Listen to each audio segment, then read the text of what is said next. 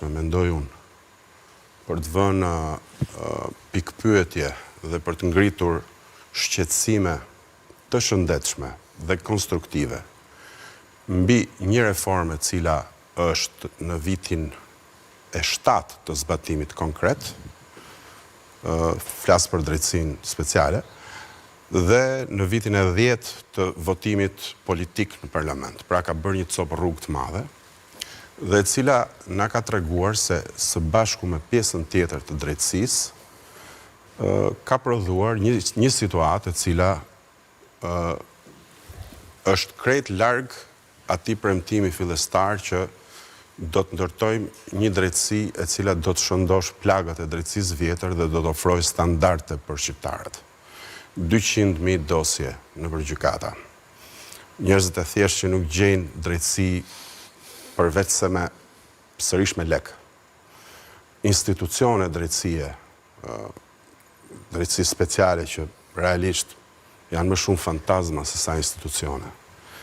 Një rritje e peshës specifike dhe një hije e rëndë e prokurorisë speciale mbi gjithçka tjetër që kap kompakti i drejtësisë, i reformës, si e tillë, përfshirë GKK-on, e cila na çon në një situatë ku unë kam thënë këtu tek ti dhe vazhdoj ta besoj, ka të zerruar mundësitë për proces penal normal. Nga momenti që prokurori është komponenti i vetëm në sallën e gjyqit që vendos mbi dy komponentët e tjerë që është mbrojtja dhe gjyqtari, në vend që t'ishte gjyqtari arbitri i procesit, ai finali, kjo ka bërë që e gjithë ngrehina në dukje e bukur dhe e përsosur të ketë brenda disa viruse cilat ose disa smundje cilat me kalimin e kohës po vinë dhe po bëhen gjithmonë e më shqetësuese.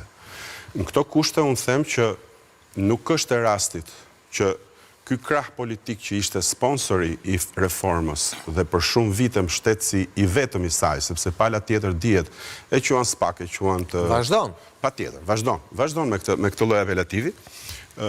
Kjo palë pra që e sponsorizoi, e mbështeti me vota, i dha gjithçka munde t'i jepte nga pozita e politike që ishte, kjo fillon dhe ka dyshimet e saj. Në këtë rrafsh ndodhemi